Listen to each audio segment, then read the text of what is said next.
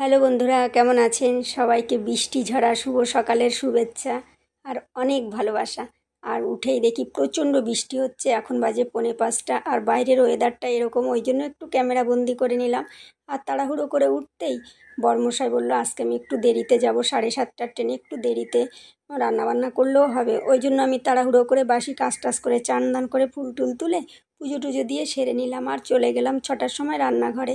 এবার গিয়ে দেখি ফ্রিজে মাছ রয়েছে, মাছটা বাইরে বার করে নিলাম। এবার ভাবছি শুধু মাছের ঝোল আর ভাতই করবো, যেহেতু টাইম বেশি নেই, 7:30টায় ট্রেন ধরবে, 6টা বেজে গেছে। ওই জন্য তাড়াহুড়ো করে রান্নাবান্না করছি। এই যে মাছটা ভাজবো বলে কড়াইতে তেল দিয়ে দিলাম, মাছও সব একে একে ভাজা করে তুলে নিয়েছি। আর আমি ফুল তুলতে গিয়ে বাসন মাজতে গিয়ে একদম কাক স্নান হয়ে গেছি। ওই জন্য ভাবছি একবারে চানবান করেই বসাবো, ওই জন্য একটু দেরি হয়ে গেল। আর ভাবছি কি দিয়ে কি করব, ওই জন্য ভাবলাম বেগুন আলু দিয়ে মাছের ঝোল করব।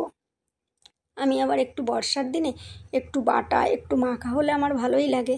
ওই জন্য একটা মাছ আমি তুলে রেখেছি। আর এই যে মাছের ঝোলটাও আমার হয়ে গেছে বেগুন আলু দিয়ে। আর ছেলের জন্য একটু আলাদা করে তুলে রেখেছি আর ধনেপাতা দিয়েছি, জানি ও খাবে না। আর এই যে আমার মাছ ভাজাটা, এইটাই একটু আমি মাখিয়ে নেব, সকালের খাওয়াটা আমার এটা দিয়েই হয়ে যাবে। তার জন্য একটু নিয়ে নিয়েছি পেঁয়াজ কুচি আর একটা শুকনো লঙ্কা ভেজে নিয়েছি, সেটাকে লবণ দিয়ে এখন গুঁড়ো করছি। নিয়েছি একটু ধনেপাতা কুচি। আর এই মাছটাকে কাঁটা টাটা ছাড়িয়ে নেব আর সুন্দর করে একটু সর্ষের তেল দিয়ে আচ্ছা করে চটকে মেখে নেব। এরকম বর্ষার দিনে আমার আবার একটু বাটা হোক মাখা হোক প্রচণ্ড ভালো লাগে, ওই দিয়েই আমার খাওয়া হয়ে যায়, সকালের রাতের এরকম খাওয়া হয়ে যায়। কার কার পছন্দ এরকম খেতে, আমার তো খুব ভালো লাগে। এই যে দেখো চটকিয়ে মেখে নিচ্ছি।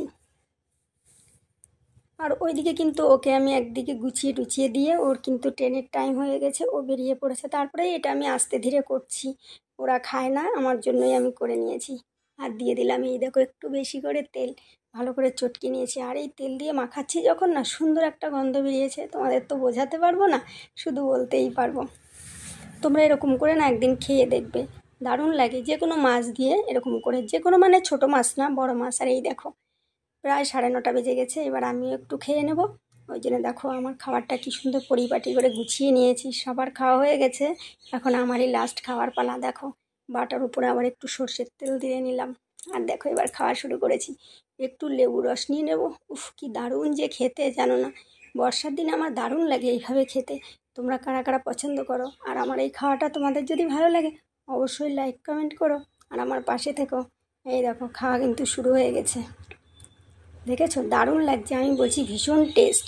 তোমরা এইভাবে একটু খেয়ে দেখো, খারাপ লাগে না কিন্তু। বর্ষার দিনে তো দারুণ রেসিপি।